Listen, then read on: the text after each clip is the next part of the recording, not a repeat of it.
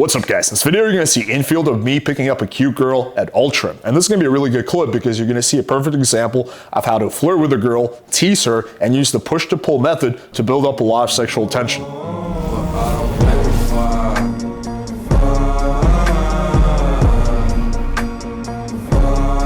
Alright, so before we jump into the infield, let me quickly explain the backstory. So I was hanging out with Avery Hayden.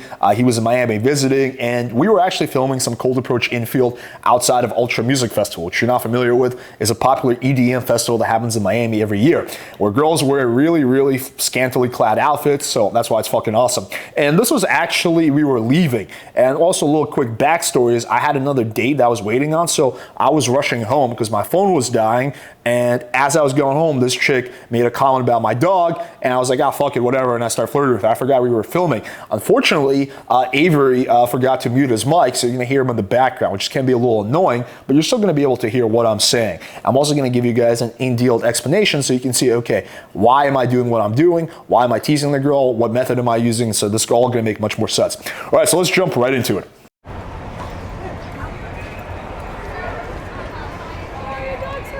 Thanks. Can I pet her? No. Oh. I'm just kidding. Yeah, you're good. So again, this is a really good example of push-pull, right? So the girl's like, oh, your dog's so cute, which is, as a side note, why it's advantageous to have a cute dog with you, right? There's definitely pros to it. I think people overestimate how much it helps. Girl's not going to bang you because of your dog, but it's a good way to get the conversation started, that's for sure. So she comments on my dog. She's like, oh, it's a cute dog. I'm like, thanks. She's like, can I pet him? I'm like, no. Right? Because what are most guys going to do? They're going to be like, yeah, sure, of course. They're super nice, but that lacks tension. But when I'm like, yeah, thanks, and she's like, can't pet, I'm like, no. It's like, whoa. And then when I say, oh, I'm just kidding, yeah, it's like that kind of up and down of emotion, because first she's like, oh, this guy's a dick. Oh, wait, this guy was kidding, right? You're kind of moving her emotions, which creates a lot of engagement and also builds a lot of sexual tension. You can pet him. You just look so small, I just want to kind of like make fun of you a little bit, but I'm just kidding. Ready, go. So yeah, this is another example of push, right? I'm pushing her away, right? So I've already done that twice, right? I said no, and then I'm like, hey, you're just so small, I wanted to make fun of you a little bit. But the key thing is doing it in a playful way. If I'm like with a dead, stone cold serial killer face, you're so small, so I want to pick on you.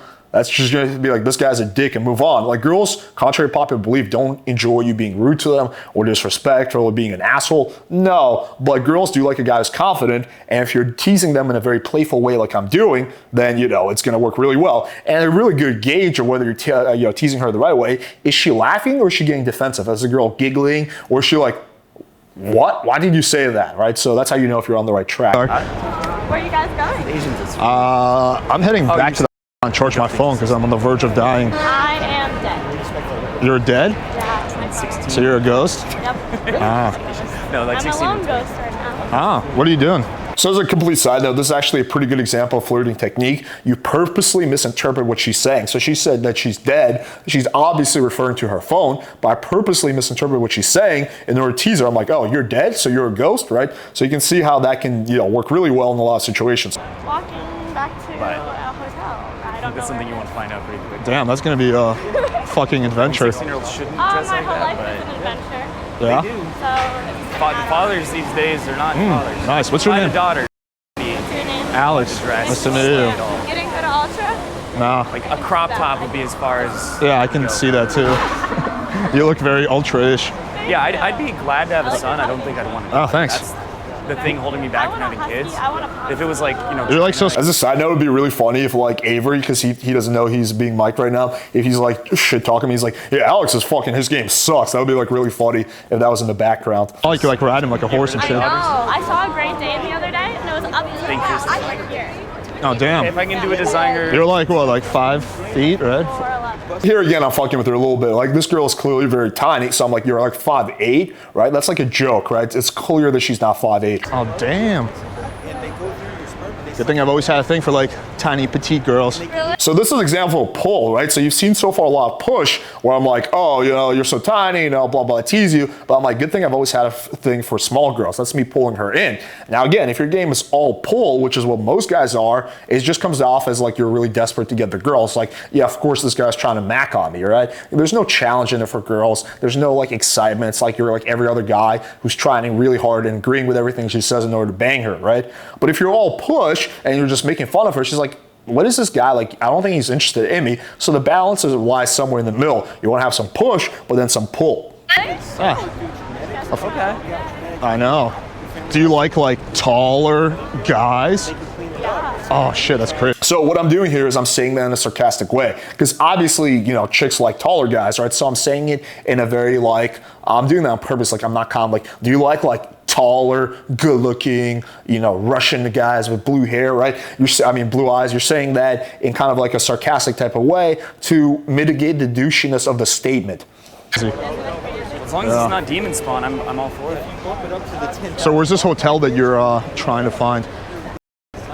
Oh, I know. I almost lived there. Really? I live in.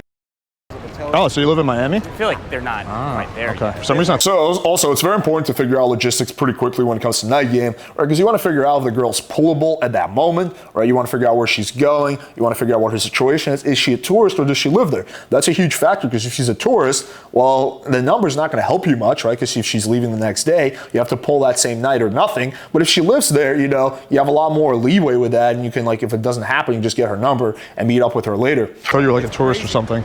Oh, that's good. I do too. Where do you live? Right, if they have some their soul license, they start doing some weird twitchy shit. I just gotta get across the water. Yeah. You want to swim with me? Disintegrate or something. Yeah. That's funny. I have a couple friends now. I was thinking about living there. That would have been fun. We could have been neighbors. They did intentionally. Okay, so you can see also the conversation has sort of shifted gear. So initially, right, it was a little bit more high energy. There was more oh no, you can't play him. There's more it was more impactful. Now it's mellowed down. That's how it should be. So I think a lot of guys make the mistake of having the same energy that they had initially, that strong energy, and keeping that throughout the interaction, and then it just becomes too much. It's what the fuck is going on here? And that doesn't really make sense. You come in strong, but then you can mellow it down a little bit, make it more chill, right, and then amp it up, you know, at certain intervals in the interaction, like when you're trying to pull. But it doesn't make sense to just stay here throughout the conversation. No, you start here, then you bring it down, then you have little waves and crescendos. Seeing you around the pool, yeah. Well, that's cool. You could have little moments by the pool. Right? I've been to the pool a lot. Because think 50, 60 years. Thanks. Some cultures are gonna all want boys. Yeah, he does. Right. He really likes all the luxury amenities. His name is Rhaegar. From Game of Thrones. You're gonna have a lot of very unhappy men. No, you're missing out. It's a good time. That's why monogamy. I don't even know what that is. Oh yeah, that's right. Rhaegar, we're gonna live there, right? Better cultures. You guys are gonna live there? Yeah, he's getting a second job. He's got an OnlyFans, so he's gonna be making the money. You're joking. Nah, it's only dogs. So you're gonna see that's a big part of my game, and honestly, most guys who are successful, they kind of fuck with the girls, they troll them, right? So this is me trolling, right? I'm like, yeah, he's gonna have an OnlyFans, call it Only Dogs, right? I'm playfully fucking with her, but the key word is playful. Not as pussy as the West. I love that. I wonder how that works. You want to subscribe? You want to get the premium membership? Yeah. You should. I'm not really into dogs like that. No, you're not? You're into humans? That's crazy. Yeah. So it won't matter. Just a little bit. Oh, wow. Interesting. Yeah. You learned something new.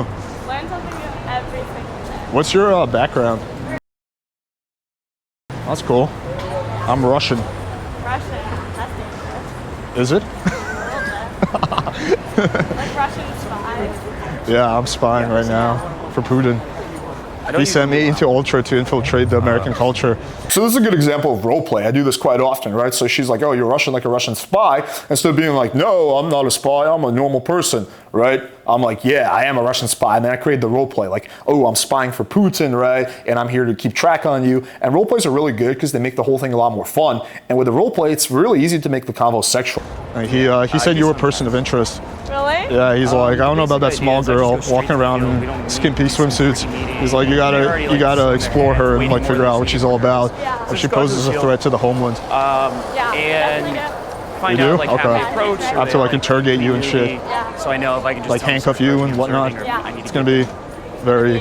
So here I actually missed an opportunity, right? I had actually a really good opportunity to sexualize even more, and always hindsight is 20/20. But basically, when I said, handcuff you, and she's like, yeah, I should have kept going with that, and then I've been like, but I bet you like that, so that wouldn't really be punishment, right? It's kind of making an assumption, right? But now she has to answer. She's like, well, no. She's like, yeah, I kind of do. I'll be like, ooh, I bet you're into all kinds of kinky shit, right? And then you can really move it forward that way. That was a really good window that honestly I just missed, probably because I was in a rush to get home because of of the girl I was meeting. But you know, like, yeah, like that would have been good if I did that. Intense. So if they have approach anxiety, which most do, I'll probably just tell them like, oh, you know, make a comment, make a compliment, say something to someone. Like, I like your fucking shoes. You want to get a drink later? I'm actually on my way to an after. And once you do that, if you... So again, in hindsight, the right call here would not be to try to get her later, would have been try to get her that very moment, because this is a night game thing. You know, she's in that moment, it's warm, and she has an after party later, so later that night it's not going to work. So my best bet is try to get her over that moment. What I should have done, I should have been like, hey, like, you want to grab a drink with me real quick before the after party? Let's pre-game for the after party, right, and get her over and escalate, right? But again, I had that date that I was rushing home to get to, but if that wasn't the case, that would have been the right move. And if that doesn't happen, then yeah, you meet her on later in the week. Damn, well, that's a bummer. The confidence to be able to do a real... Why don't you, and it takes maybe 5 of those, and then they almost all get over the approach anxiety. after? So that's a good sign when the girl's like, instead of just shutting you down, she's like, I can't deny, but I'm free during the week, right? When she offers an alternative, that's usually a very good sign the girl's actually interested. If the girl's not offering an alternative, she can be interested, but it's a lot less likely. Yeah, we can do that. I give them some. Let me get your contact info. I give it a 2-set. Oh no. Yeah, sometimes. Let's do both. I do more observing than demonstrating. This is very interesting right here. So you see in this situation, like, you don't want to be asking for a number. Like, oh, can I have your phone number? That's not what you do. You say, let me get your number, right? You assume compliance like that. That's usually going to be a lot more effective. Because, you know, if you post a question, she's like, I don't know. Maybe we should just exchange Instagram. So now she said no, right? Versus you say, let's get your number. And then you see what she does here. She's like, oh, get my Instagram, right? So here I reframe. I said, let's do both. Right? That's how you handle that. Like, yeah, let me get your Instagram and your number, right?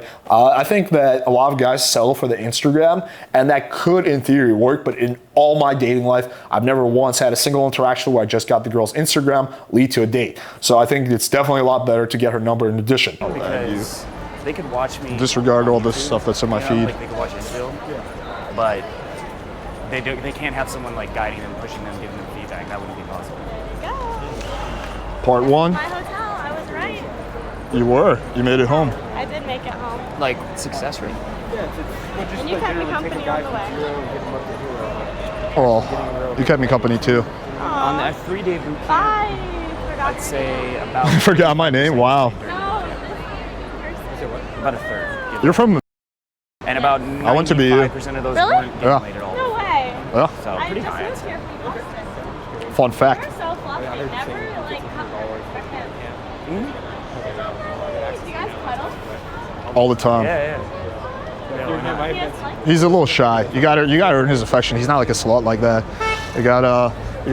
And then it ends. But basically, she leaves here. So the ending was actually slightly awkward, but you know, that will happen sometimes. Like, the interaction doesn't have to be perfect all the way through. You can have like little awkward moments. It doesn't matter. It's okay. That's just human interactions in general. I don't think I've ever had a situation where it was like 100% smooth all throughout. There's usually going to be little bumps in the road. But I think like the big takeaway here is this: is that, like, listen, when you get a girl who shows some interest, you don't want to just completely chase her and be like, oh, what's your name? What's your number? Blah blah blah blah blah. No, you want to use some of this push-pull stuff, right? So again, you tease her, right? You push, and then you pull her in. And when you give her a compliment, it's going to be a lot more rewarding for her if it's coming from a guy who was previously, not complimenting her. For a guy who was teasing her, then that compliment means a lot more. If it's a guy who's been swooning her all night, the compliment is just going to be more like mildly annoying. It's like, oh, of course, yes, I'm hot, blah blah blah blah blah. Right? It's not going to really mean much, right? She wants a compliment from a guy who's a little bit more hard to get. And I think also teasing is huge. Like, I think the pickup community called it negging, but that's the incorrect term for it, because the goal is not to bring down the girl's perception of herself or her self-esteem. That's not the correct goal of teasing. The goal is simply to fuck with her, to build some sexual tension, to have some fun, and that's a much better and healthier mindset to have when flirting with a girl. All right, hopefully you guys found this video valuable, and you can start off by practicing your push and pull right now by pushing that subscribe button. Help us to get to 100K. We're almost there, and we're gonna have a humongous party that everyone's gonna be invited to once we get there. So please share this video with a friend or two if you found it valuable. Thank you guys for watching, and until next time.